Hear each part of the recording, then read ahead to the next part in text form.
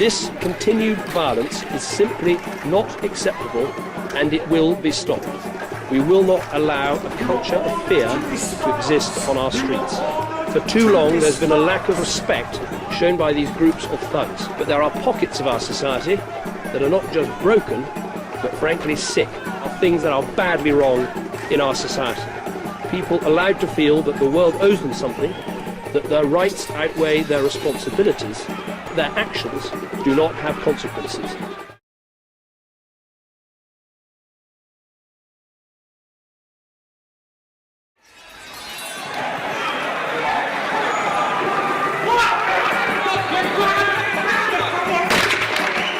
I think, myself personally, the riots are kind of part of a global response regarding a sense of hopelessness.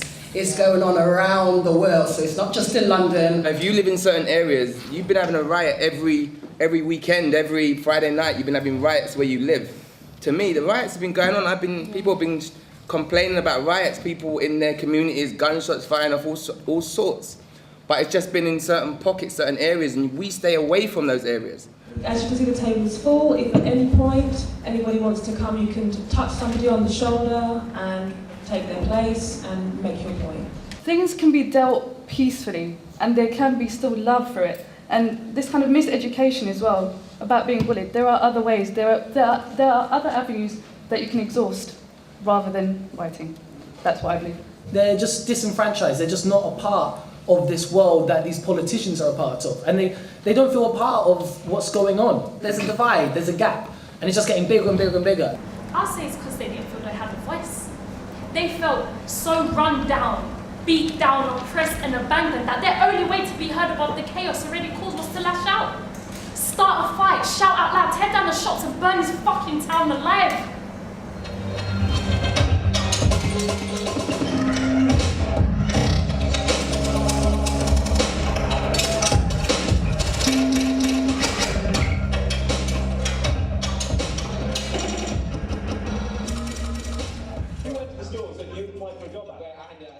We've got to look at a structure that's taking liberties. So where we are condemning a young person for looting a £60 pair of trainers, but we ignore the £60,000 worth of expenses, we're taking liberties. I'm from Tottenham, and I see a lot of young black people getting stop and search on a daily basis for no reason. Me and myself have been stop and searched 3 times. For what reason? I don't give them any reason on stopping and searching me, but they still do it just because they see me jamming with 2 other people who apparently look suspicious. I got stopped and searched a lot when I was younger, to the point where I used to, for about 2 months, there was a police car that picked me up from school and took me to my house every day so I couldn't chill with my friends. And all that made me want to do was commit crimes and just to be bad. It didn't actually stop me from doing anything, it just annoyed me and made me angry.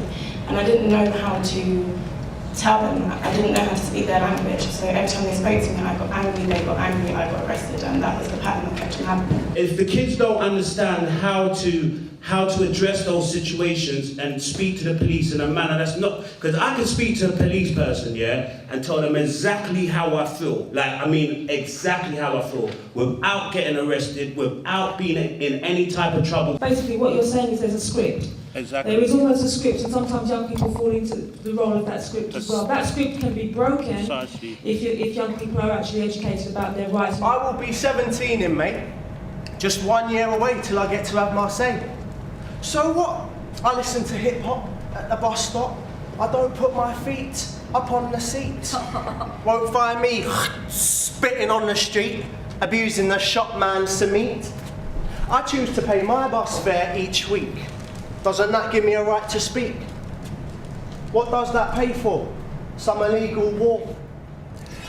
See how the story is?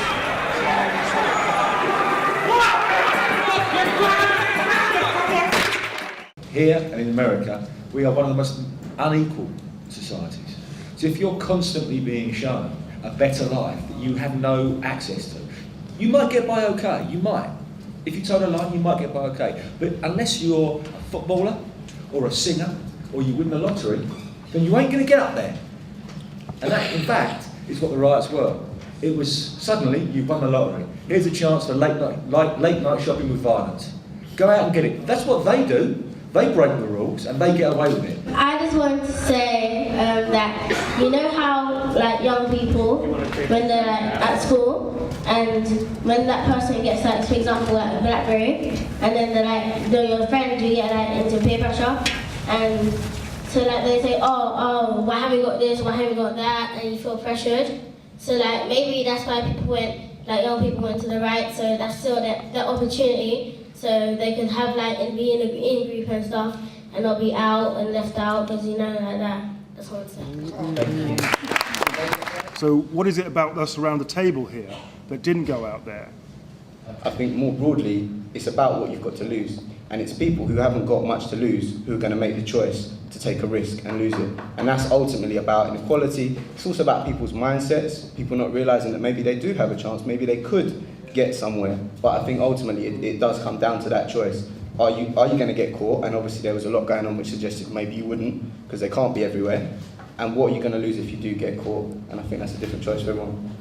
It's what that lady said before. It's like the anger and the frustration, and like you're shouting and no one's listening to you. And you are like you're going around your area and you're seeing all of these things that you can't have, and you have the degree and you have all the things that should have given. So you have the rights. You have all of the rights. You have the rights to housing. You have the right to education, but you haven't got access. You haven't got access to a job. And I think.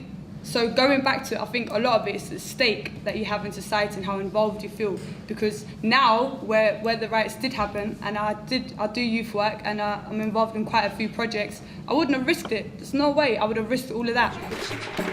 This is about a fucking man who got shot in Tottenham. This ain't about having fun on the road and busting up the place. Get it real, black people. Get real. Fight for a cause. If we're fighting for a cause, let's fight for a fucking cause.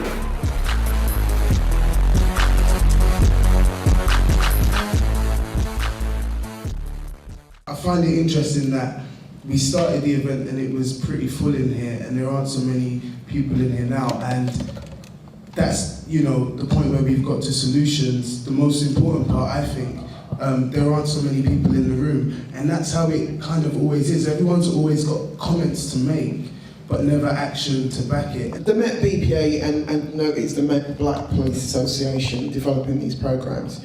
And part of Voyage is the YBPA, which is Young Black Positive Advocates. These are developing young people in leadership roles to go out into the community, particularly in terms of looking at ways of reducing crime. I think how I found out how to do things, I went out and I found information and like-minded people myself.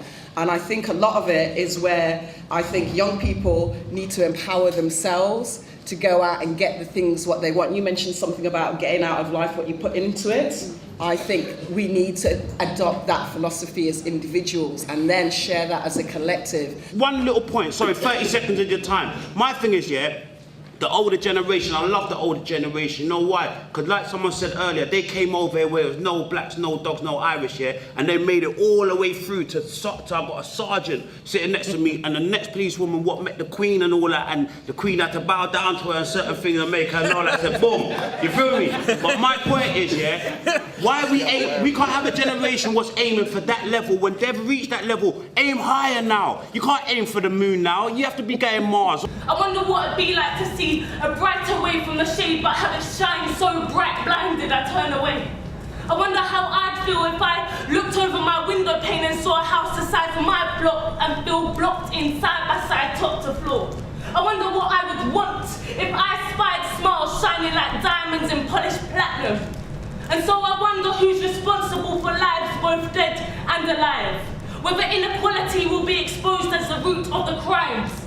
And if not, I wonder who, what, when, why.